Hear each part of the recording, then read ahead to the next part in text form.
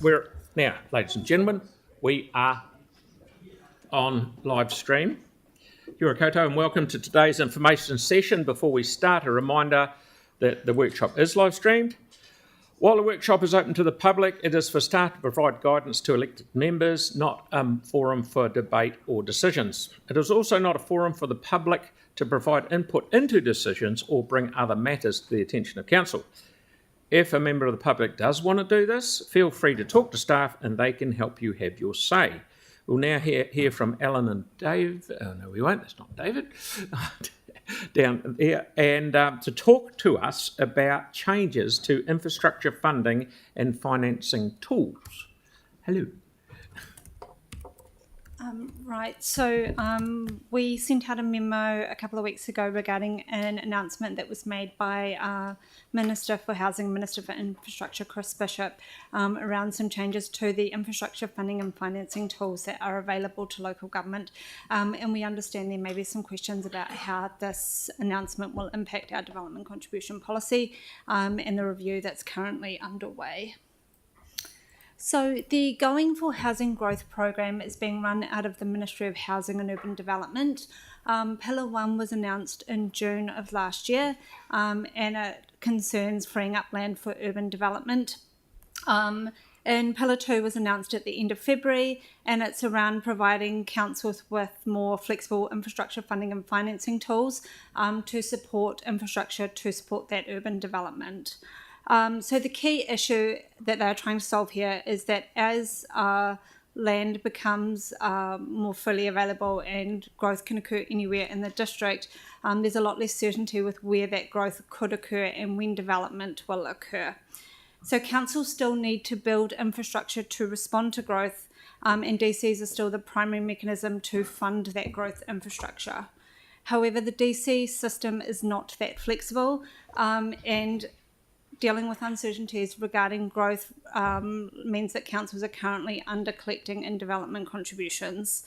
The problem is that DCs were designed back in the early 2000s when councils had a lot more control over where growth could occur because they had more control over the release of urban land. And because they had more control of that, they had a better idea of where growth was going to occur. And so it was easier to apportion growth across the city. And if you remember back to your DC briefings, we draw catchments for every activity and then we apportion growth across all of those catchments and then we assign infrastructure to each of those catchments. And then we calculate the DC charge by dividing the cost of growth for each of those catchments by the amount of growth that will occur in those catchments. So if we don't have a great idea of where growth is going to occur, we risk significant undercollection with our development contributions policy. And that's why we've advised against going too small with our catchments as part of this review. And because DCs are a cost recovery tool for infrastructure that's already in the capital program, if developers don't fund it via DCs, it gets funded through rates. So there's three key components to Pillar 2. Development levies is the one that's probably gotten the most attention. It's the one we know the most about. So development levies are intended to replace development contributions. Development contributions and development levies are broadly the same thing in that they are a one-off payment made by developers when undertaking development.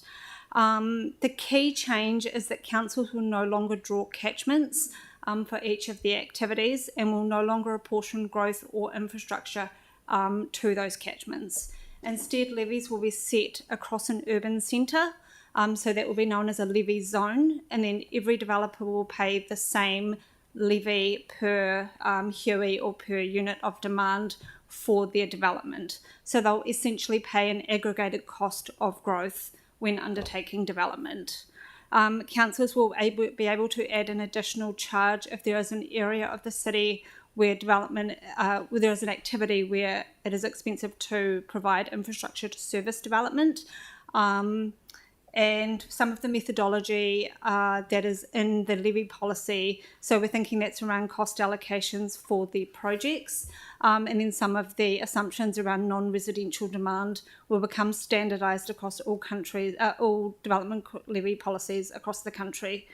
Water organisations will also be able to charge development levies for the activities for which they are responsible. There'll also be some regulatory oversight of our development levies that are set. And the government states that the aim of levies is to better recover the full costs of infrastructure from those that benefit from the provision of that infrastructure, and to reduce cross-subsidisation of growth by ratepayers. And then just to touch very briefly on the other elements of the announcement.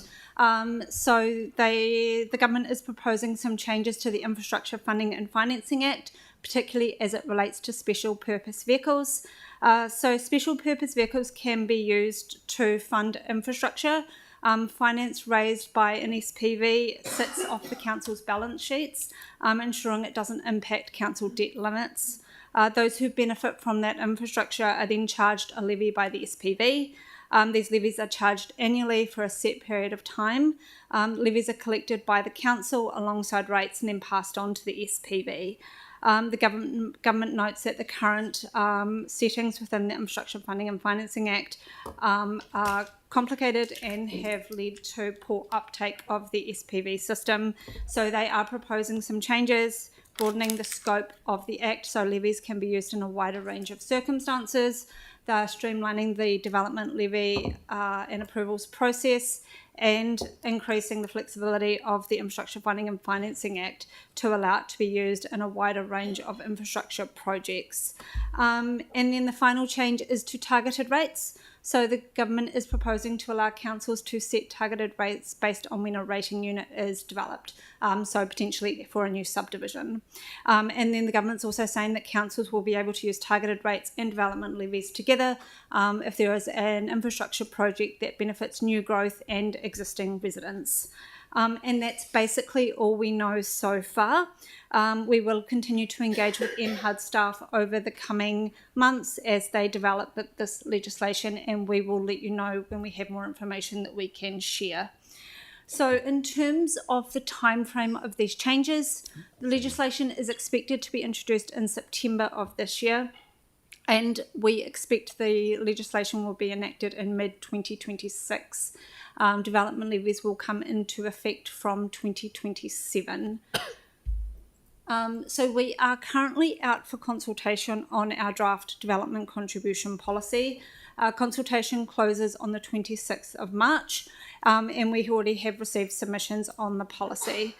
We expect that hearings will occur in April alongside the annual plan. And then we will workshop the submissions received and potential policy changes with you in May, and then bring a final report to you with the final draft policy in June for adoption.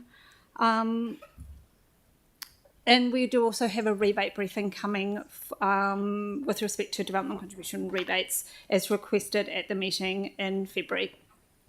So under the LGA, we are required to have a policy on development contributions and to review that policy every 3 years.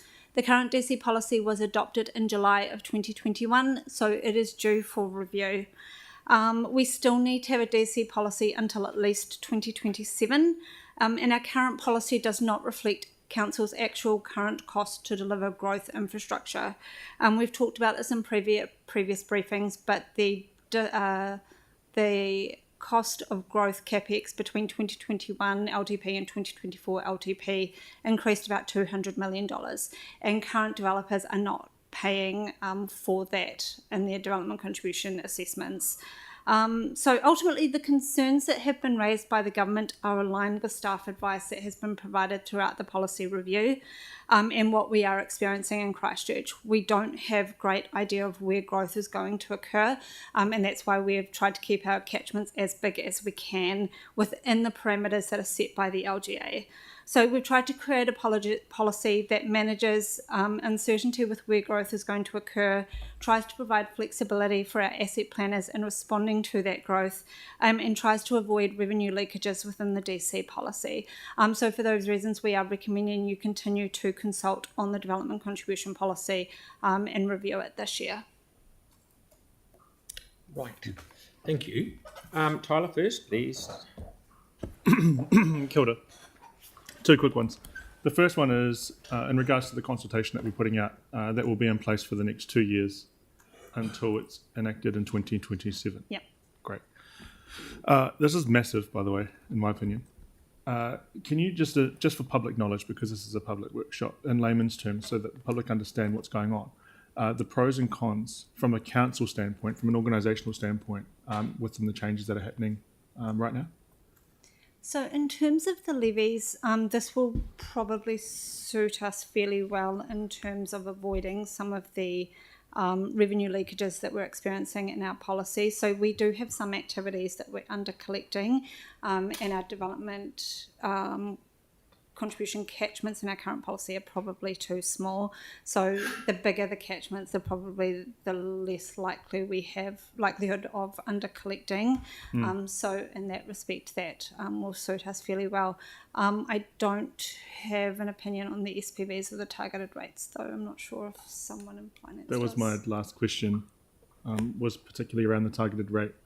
How would we set that, and at what level would that be at on top of the levy that we've got coming up? Through you, Your Worship. Councillor, look, that comes through the IFF, or the Infrastructure Financing and Funding Act, and generally that seems to be legislation that is more utilised by councils who have used up their debt headroom, because actually those financing and funding mechanisms are quite a lot more expensive than what we can get through the LGFA. So they wouldn't necessarily be looked at us as a first option for financing. Okay, Ellen, thanks for that. Now, just Mike, did you say that when the development levy, because a contribution will go, levy, did I hear you say water will be on top of that? Did I hear you say that? So water levies the water organisation will be able to collect development levies for their activities. Under the water services legislation, the legislation that's in the House at the moment, it's basically saying, it's referring to development contributions, and it's basically saying that water organisations can have a policy, or councils could extend their policy to the water organisation. So we'll deal with that sort of as we know more. So at the moment, say a developer, doesn't matter who it is, where pays his DCs and there's a wee water component of that, that may well vanish out of there and they'll get a... Yeah, it'll sit potentially in a separate policy, but those decisions haven't been made yet, and we don't. Yeah, more so when they're in a CCO, the water services. Yeah. Watercare do that currently, don't they, in Auckland? Yeah, so Auckland, for example, their policy doesn't include water supply or wastewater charges, and they're charged for separately under a separate policy. So that's the sort of thing that could happen. And the What last does one... Wellington's do? Because that's the bigger question, because Auckland seems to be running pretty well. Wellington water's absolutely out the door. So what's their system? Because we want to avoid that one. Yeah, I know, that'll be happening. At the moment, how many catchments we got roughly? Are you anticipating, and what? Depends. So stormwater, I think we've got 9 water supply. So it's probably between 9 and 12 catchments for the waters. And then I think we've got 3 or 4 catchments for road network and neighbourhood parks, and then a lot of district-wide catchments and all of those catchment areas are a little bit there, a little dollars-wise. It's all sort of... What's being proposed is everything, and it'll be in the big ball of wax? Is that... Yep, so they'll be set across what they're referring to as an urban centre. So we're not sure if that means a district-wide or a city-wide centre. So that will be, and then the charges will be flat across that centre. Okay, that will become clear as time progresses. Samuel? No, don't worry. Pauline? No, one's taken it. Okay, Aaron? Yeah, so a couple of questions. With switching, does the cost go up to the consumer? To the levies. Yeah. So we need to see the legislation. In effect, we think those charges will sort of flatten. So where there's higher charges and lower charges, currently under our development contribution policy, it'll just kind of flatten. They're still paid for by the developer, whether the developer passes those on as part of the land is a separate question. Well, they always do. They're not, unless it's a charity developer. But and with that, did the with the whole DCs thing, did the government look into the cost of applying DCs, as in when you add $30,000 to a house up front, the person borrows an extra $30,000, so they pay back $50,000, and the economic cost of that versus if the councils did it themselves, given that it's a different measure. For New Zealand Inc., you're taking hundreds of millions, if not billions of dollars a year out of the economy and giving it to banks, doing it that way versus the other way. So we don't know a lot right now. We've really only got a couple of releases from the minister and then some fact sheets that have been released by the ministry. So we don't know what they've sort of looked at. What we know from what's been released is that their concern is that ratepayers are currently cross-subsidising growth because of the way development contributions are set up. And so the intention of this levy is to ensure that growth pays for growth. And that's So, kind of... so they could be higher as what Yeah, they're so saying. then isn't there a counter argument to that yes, DCs might go on this property over here, but this new subdivision's so nice that their rates are 5 times the amount of houses on the other side of town. So who's really subsidising who when you do it that way round? So this is really just a cost recovery tool for infrastructure that's... Yeah, and that's why it led me to, Program. did the government do the work to go, what's the cost to New Zealand Inc. if the individual house owners are borrowing the money on their mortgage versus if councils borrow the money at lower rates to deliver the same thing. You're delivering the same pipe. It's just how did you get the money? And one version of money is more expensive than another is the question. Yeah, Alan, we will get an opportunity to put a submission on this. Yeah. Yeah, we haven't seen the legislation yet. Again, expecting that in September, and then we'll have more information then, and we can. Yeah, it'd just be interesting if someone had even done an equation, because it'll be a lot of money collectively over the whole country, as in it'll be eye-watering. Once we see the detail, and we will have an opportunity to make a submission on that, and we could look at those types of issues, ask those questions. Yeah, okay. Alan, just a bit of clarity from me for Aaron.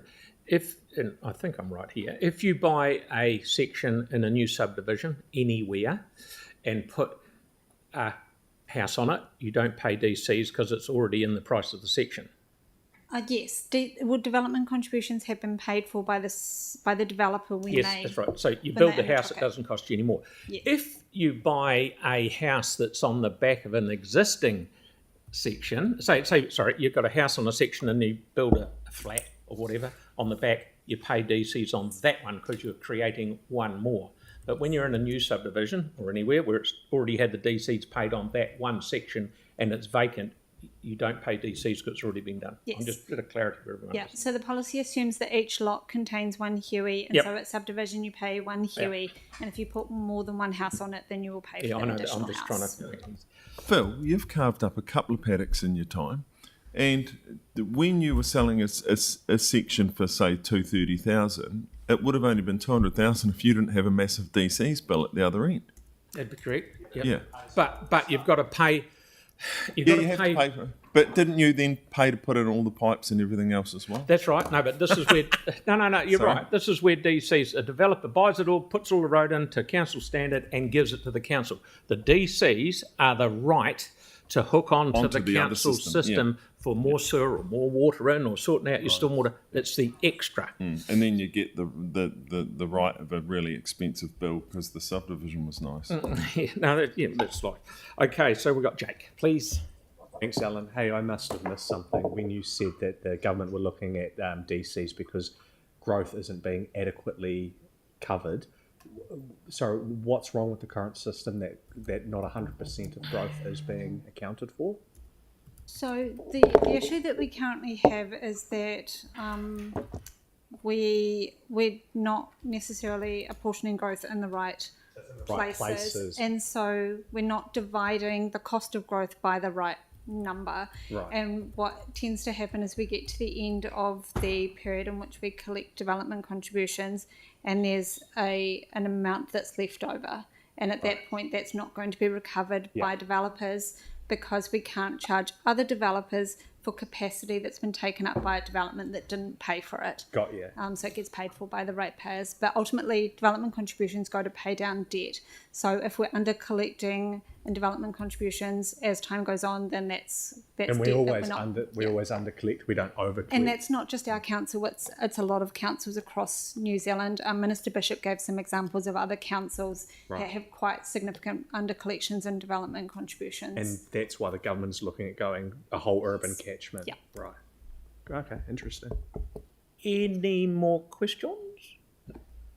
Everybody's happy. Thank you very much. That's very clear, and it'll be interesting to see what starts coming up the pipe. Good on you.